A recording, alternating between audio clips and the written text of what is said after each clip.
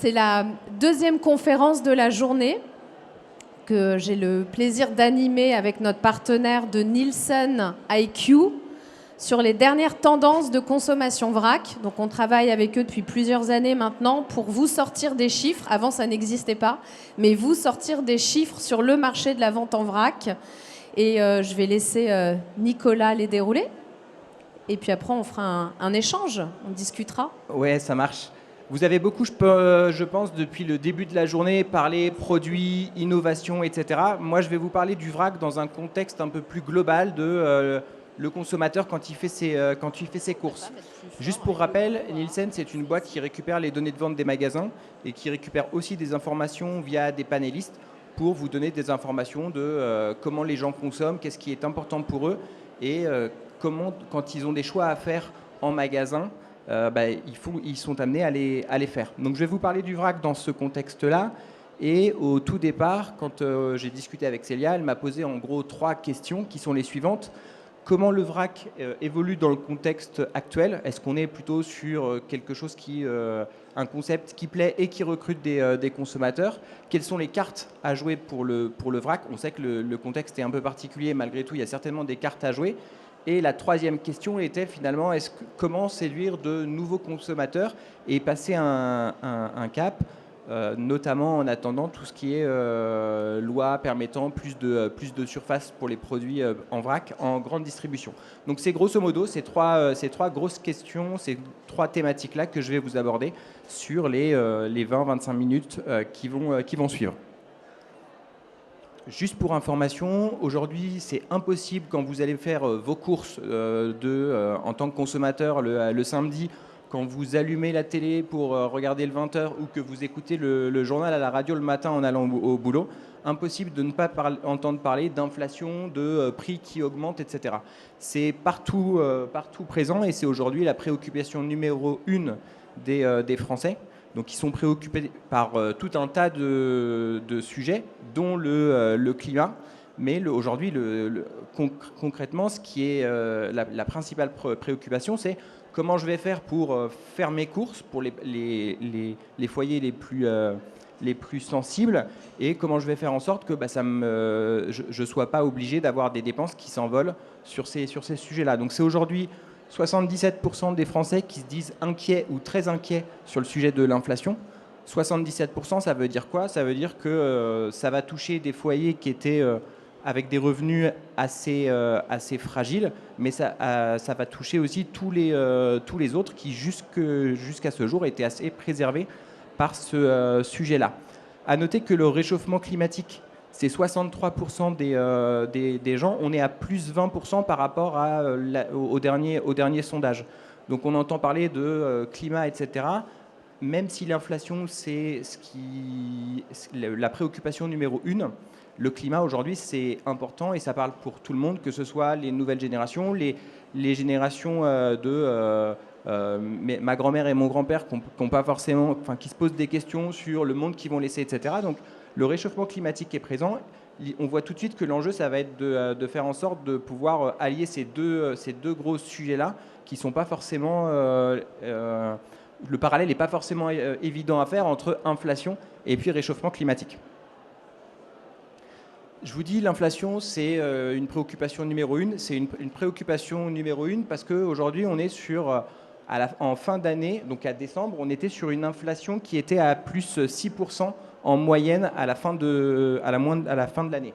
Plus 6%, ça explique pourquoi ça pèse aussi lourd chez les Français. Il faut juste noter que si vous êtes né comme moi dans les années 80, c'est une inflation que vous n'avez jamais connue. Et le plus 6%, on se dit que ce n'est pas énorme, mais le plus 6%, il cache finalement un début d'année qui avait été assez préservé. Et là, on était sur la fin d'année à une inflation à 2 chiffres avec des tendances qui vont continuer sur 2023. Donc, ce qui explique la préoccupation forte des Français sur ce sujet-là. Je vous dis plus 10%, ça ne parle pas forcément à tout le monde. Ça veut dire quoi concrètement? Ça veut dire qu'aujourd'hui, quand vous faites vos courses dans un hyper, un super, etc., c'est un surcoût de 800 € en moyenne en 2023 sur des estimations. par rapport à ce que vous dépensiez en 2021. Donc on ne se parle pas de 100, 150 euros à dépenser en supplément. En moyenne, on est sur 800 euros sur des montants qui peuvent être de cet ordre-là, voire plus importants si vous êtes une famille avec 3 enfants, famille nombreuse, etc. Donc 800 euros, on comprend tout de suite que même si vous êtes intéressé par consommer mieux, consommer de façon plus durable, vous avez cette contrainte des 800 euros qui pèse lourd. Cette tension, elle a fait naître, renforcer en tout cas, quelque chose qu'on avait déjà observé sur les années précédentes, c'est-à-dire que c'est parfois compliqué d'avoir des intentions qui se traduisent dans les faits et dans les achats. Vous avez aujourd'hui 86% des Français qui nous disent « on est d'accord, c'est hyper important ou important de réduire les emballages. C'est capital. Aujourd'hui, il n'y a personne qui vous dit « moi, les emballages, c'est pas un sujet, ça n'existe quasi plus ». Maintenant, quand vous leur demandez est-ce que vous êtes prêt à payer un tout petit peu plus cher pour ces produits-là, majoritairement, la réponse, elle est non. Donc, OK pour consommer plus durable, OK pour avoir une façon de consommer mieux pour le futur, mais par contre, je ne veux pas dépenser plus cher. On n'est pas comme, je veux bien dépenser un peu plus cher pour avoir la marque A plutôt que la marque B, je veux bien dépenser plus cher pour avoir un chocolat de meilleure qualité, pour avoir un produit sans emballage, je ne suis pas forcément prêt. Et ça, c'était déjà le cas l'année dernière, avant qu'on parle d'inflation. Donc l'inflation, elle ne fait que renforcer ce point-là. On a interrogé les Français sur qu'est-ce que vous faites concrètement pour gérer votre budget. Aujourd'hui, l'alimentaire, ça a toujours été quelque chose de sanctuarisé. Les gens n'y touchent pas, ils font des choix en dehors, mais il faut bien se nourrir. Et donc, réduire les dépenses alimentaires, ça n'a jamais été un objectif de la population. Dans un premier temps, ce que les gens disent, c'est moi, je vais d'abord réduire le petit ciné que je faisais le vendredi soir, le restaurant que j'avais l'habitude de me faire, le petit restaurant du mois, je vais pas le faire parce qu'il faut gérer un budget. On était plutôt sur je gère ces dépenses-là, mais l'alimentaire, j'y touche pas. Aujourd'hui, vous avez 33% des gens qui sont rendus à un point où ils disent réduire leurs dépenses sur des produits alimentaires. Ce qu'on ne voyait pas avant, c'est plus 15 points par rapport à 2022.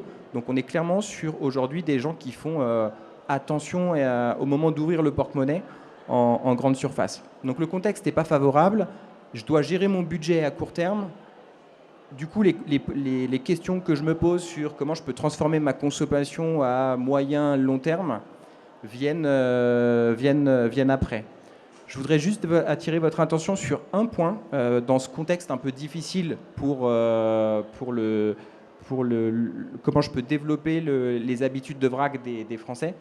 Vous avez un des premiers choix pour réduire les dépenses, c'est finalement réduire le gaspillage. C'était la top réponse l'année dernière. On est encore sur une réponse qui est très élevée. Donc ça veut clairement dire que dans ce contexte qui est difficile et qui n'aide pas les Français à changer leur habitude de consommation, vous avez le vrac qui a probablement quelque chose à jouer là-dessus, en communiquant non pas seulement sur le côté durable, mais sur le côté, aujourd'hui, ça nous permet de consommer la juste quantité, de moins acheter, et finalement, au bout du bout, de dépenser pas forcément plus cher. Donc ça, c'est un point important. Et effectivement, ce côté-là, il est dans la génétique du vrac, puisque aujourd'hui, 30% de la population consomme du vrac. Ça représente à peu près 2 millions d'acheteurs réguliers sur les produits vrac. La principale raison de consommation, c'est je veux acheter la juste quantité. Je veux pas. On est aujourd'hui dans les assiettes. Il y a énormément d'assiettes qui finissent avec soit on a mangé trop, soit on finit par jeter. Le vrac permet aussi tiens, j'ai besoin d'une certaine quantité de pâtes, de riz ou autre. C'est la principale motivation. Donc on comprend que le vrac a sûrement quelque chose à jouer sur ce côté anti-gaspi qui est de plus en plus fort pour les Français sur l'année. Un autre point structurel qui peut aider aussi sur le vrac à moyen long terme, c'est qu'on est de plus en plus sur des plus petits foyers par rapport à ce qu'on avait pu connaître dans les années précédentes, et qu'on sait que le vrac est plus affinitaire avec des foyers plus petits. Donc la réduction du nombre de foyers dans la population française, la réduction de la taille des foyers, ça peut être un élément aujourd'hui quand vous êtes chef de famille avec 3 ou 4 enfants. Le vrac, c'est pas impossible, mais ça représente une certaine logistique, etc. Dans un premier temps, on sait que les gros acheteurs de vrac, donc ce que vous voyez sur le slide, on est sur des foyers de 1 à 2 personnes qui représentent quasiment les 3/4 des dépenses des acheteurs de vrac sur l'année. Donc c'est aussi quelque chose qui peut aider le vrac sur les prochaines années. On parle du vieillissement de la population avec l'âge moyen qui va augmenter. Ça va aussi avec des foyers plus petits. Vous avez aussi plus de foyers monoparentaux. Donc tout ça fait que ça pourrait être des petites choses favorables au vrac dans un contexte qui effectivement les moins, puisque les Français sont très terre à terre et quotidien dans la façon de gérer leur budget.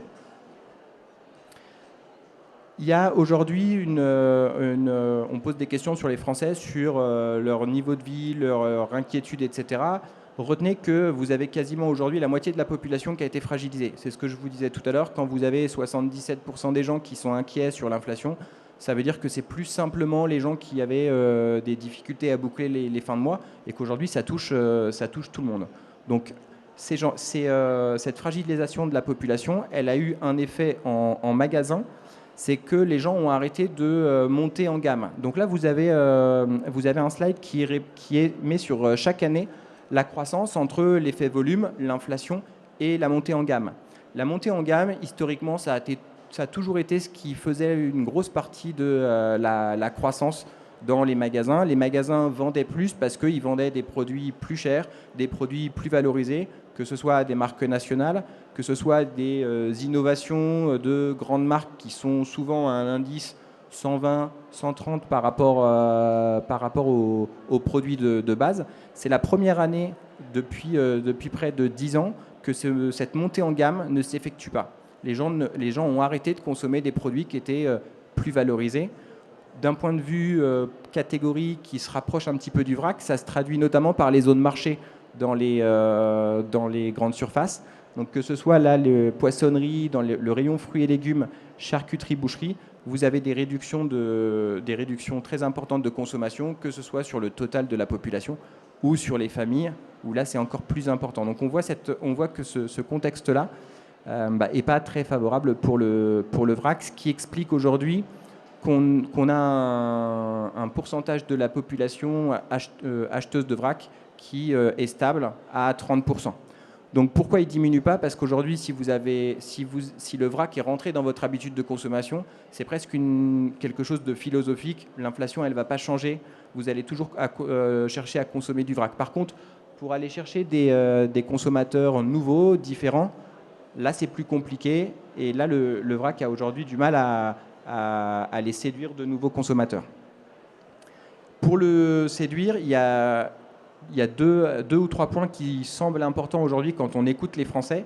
Le premier, c'est forcément le prix. Les gens, je vous le disais tout à l'heure, ont l'habitude de réduire leurs dépenses alimentaires. La première façon de réduire les dépenses alimentaires, c'est la comparaison de prix. La comparaison de prix, c'est devenu un sport national chez les Français. Donc ils vont comparer beaucoup plus les prix. Ils sont aussi beaucoup plus équipés aujourd'hui avec les téléphones portables, avec tout ce qui est réseaux sociaux, etc. Beaucoup plus équipés aujourd'hui pour la comparaison de prix. Donc la comparaison de prix, quelque part, elle sera là et importante pour permettre au vrac de se développer. Quand je parle de comparaison de prix, je parle de prix en absolu, mais parfois d'image de prix aussi. Puisque là, vous avez deux chiffres qui montrent que les Français ne sont pas forcément tous d'accord sur le prix en vrac. Vous avez à gauche du graphique les gens qui déconsomment le vrac. Une majorité, 43%, disent « j'achète moins de vrac parce que le vrac, c'est trop cher. Les prix au kilo sont trop chers. Donc le prix est vu comme un frein à la consommation de vrac. À l'inverse, ceux qui sont plus, entre guillemets, plus connaisseurs des produits vrac en général, disent moi, nous on consomme du vrac parce que ça nous permet d'acheter la juste quantité et du coup de dépenser moins. Donc quand je vous disais le prix, l'accessibilité du prix est importante, c'est important, le prix étiquette sera important, mais parfois c'est aussi quelle valeur on met derrière le produit et quelle perception les gens ont du vrac. Aujourd'hui, le prix est une variable très importante à travailler pour le développement de tous les produits en vrac. Alors derrière le prix, il n'y a pas que le prix, vous avez aussi l'expérience qui est faite en magasin. Pourquoi ? Parce que vous avez, dans les raisons qui sont citées pourquoi vous ne consommez pas plus de vrac et pourquoi vous avez déconsommé. J'ai pas trouvé les produits, donc forcément, si je trouve pas mes produits, je vais pas développer ma consommation de vrac. Et puis, vous avez des raisons qui sont un peu moins citées, mais qui sont très présentes, qui sont relatives à finalement le rayon est mal entretenu. Vous avez j'ai pas suffisamment d'infos sur les produits. Et puis vous avez, c'est pas pratique. Donc ce côté expérience en magasin, il est très important pour que le vrac se développe. Aujourd'hui, quand vous allez dans un magasin, une fois sur 2 ou une fois sur 3, le rayon vrac est presque sale. Vous avez des sacs qui traînent partout. Ça fait partie de choses à prendre en compte, sachant que globalement, c'est pas uniquement le cas du vrac. Là, on vous a mis une corrélation entre les notes Google des magasins et leur performance. Les magasins qui sont le mieux notés sont aussi ceux qui performent le plus et ceux qui résistent le mieux en termes de crise. Donc, ce côté expérience en magasin, il est vrai pour le vrac, mais il est vrai comme pour toutes les courses que vous faites en vrac. Aujourd'hui, je suis quasi sûr que si vous allez dans un magasin plutôt qu'à un autre, il y a probablement parce que c'est plus près de chez vous, parce que le prix, mais il y a aussi parce que finalement vous vous y retrouvez. Les rayons sont sympas, vous avez les produits, etc. Et donc c'est quelque chose à vraiment à prendre en compte en tout cas. Je vais finir par 2 slides dans ce contexte-là. Il ne faut pas oublier que quand on leur pose la question, les Français nous disent, malgré tout, malgré le fait qu'il y a des préoccupations qui sont nouvelles et très fortes sur le prix, on a envie de voir plus de marques au rayon vrac. Donc vous avez 50% des Français qui disent oui, les marques devraient proposer plus de produits en vrac. Donc il y a une vraie volonté de pouvoir avoir plus de produits, plus de marques en vrac. On l'a vu au début, les gens disent oui, je veux plus de marques, mais attention, il faut que ça reste accessible. Et je voulais juste vous montrer un slide à la fin en guise d'un peu ouverture. C'est pour faire venir un consommateur et changer ses habitudes de consommation. Parfois, il faut le faire sur des tests. C'est impossible de transformer un panier sans vrac à un panier totalement vrac, avec des produits que en vrac, etc. Donc ça passe peut-être par certaines catégories. Et il ne faut pas oublier que si on parle d'un contexte difficile, etc., souvent dans les crises, les produits plaisir se portent bien. C'était le cas en 2008, c'est le chiffre de gauche, plus 4% sur les produits type plaisir. 2008, c'était la dernière grosse période de crise. Et puis cette année, vous voyez encore dans tout ce qui est Topino, etc., c'est que des produits plaisir. Donc peut-être que un des enjeux du vrac, c'est peut-être via ces catégories qui sont hyper plaisir, où vous avez la possibilité de vous dire tiens, je vais pouvoir tester un produit. Je ne vais pas acheter des grosses quantités, mais je vais aller chercher de la confiserie en chocolat sur du chocolat en vrac parce que j'ai envie de me faire plaisir, sur les parties paquets de bonbons, etc., sur l'apéritif. Il y a peut-être des catégories qui peuvent jouer un rôle dans la séduction de nouveaux consommateurs Donc c'était en ça que je voulais vous parler aussi plaisir et pour finir cette intervention, pour pas vous avoir plombé le moral avec l'inflation, etc. Donc un contexte pas facile, mais probablement aussi pas mal d'enjeux pour le vrac. Merci Nicolas. Alors on va s'asseoir 5 minutes, je crois qu'il nous reste peut-être 8 minutes. Parce que je t'ai posé 3 questions au début, c'est comme ça qu'on a construit ce diaporama et tout le questionnaire. On est dans un contexte inflationniste, hein, on l'a vu, plus 6, plus 10%, ça va durer. Est-ce que ce contexte-là, il est favorable, il est défavorable au vrac? Tu verras, je vais te poser une deuxième question après, tu vas voir où je veux en venir. Alors première question, est-ce que ce contexte inflationniste, on l'a vu, hein, c'est plus 800 € dépensés par an par rapport à l'année dernière, juste à cause de l'inflation. Et quand on reprend la définition de la vente en vrac, c'est la vente de produits présentés sans emballage primaire, en quantité choisie par le consommateur. Tu verras où je veux en venir avec ma deuxième question. Mais donc du coup, est-ce que ce contexte inflationniste, il fait mal ou il est favorable au vrac? Alors le contexte, il est forcément pas favorable au vrac et le nombre de nouveaux consommateurs qui vont être séduits par le vrac sur les deux prochaines années sera probablement plus faible que s'il n'y avait pas eu cette inflation-là, clairement. Maintenant, je pense que malgré l'inflation, ces nouveaux consommateurs de vrac, c'est probablement pas des familles nombreuses, c'est probablement d'abord des gens qui ont encore un niveau de vie suffisamment élevé, mais il y a un potentiel pour recruter des nouveaux consommateurs sur les 2-3 prochaines années si on se met dans un cycle plutôt court terme. Mais pourtant, le vrac, justement, c'est de pouvoir choisir sa juste quantité. Donc tu peux, en fait, en achetant en vrac, quand tous tes produits du quotidien ont pris plus 6, plus 10%. Moi, j'ai vu en caisse des gens reposer des articles, ils dire bah non, ça je peux pas, c'est trop cher. Mais pourquoi? Parce qu'effectivement, un produit emballé, il a un minimum d'achat, c'est ce prix, c'est celui-ci, rien d'autre. Et le vrac, on peut jongler justement. On peut continuer à couvrir tous les besoins de son panier de courses, peut-être en moins grande quantité, mais on peut continuer à la fois à acheter de tout et en plus en ne renonçant pas à la qualité, par exemple. Pourquoi, du coup, ce contexte-là inflationniste n'est pas favorable, selon toi? Je pense que c'est lié à la perception du prix. On l'a vu, il y a des gens qui vont nous dire le vrac c'est trop cher et d'autres qui vont nous dire le vrac ça me permet justement d'acheter la juste quantité. Donc je pense qu'il y a aussi cette éducation à faire sur comment je lis une étiquette, comment j'interprète ces prix-là. C'est vrai qu'au début le vrac c'était beaucoup des produits bio, donc des produits qui de fait étaient plus valorisés. Donc je pense qu'il y a beaucoup d'éducation à faire.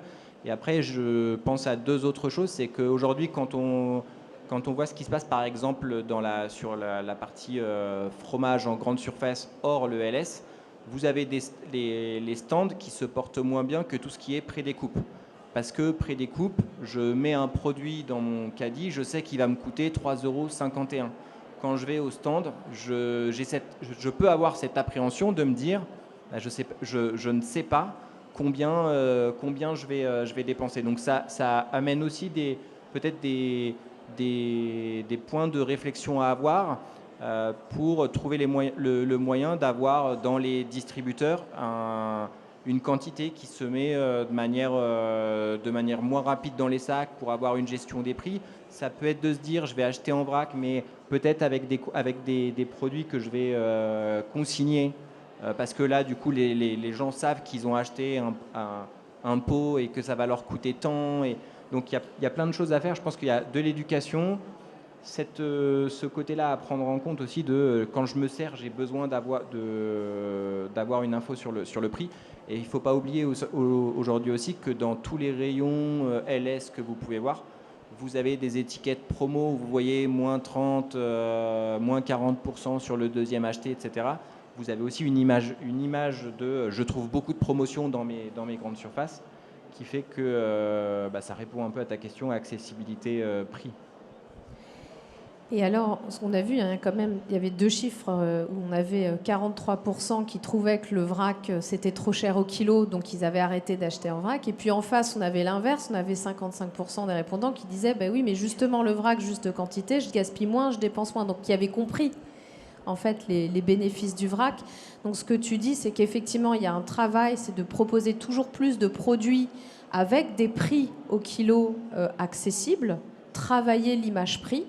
Et puis aussi faire connaître les bénéfices du vrac qui, on le voit chez les acheteurs réguliers, sont bien intégrés.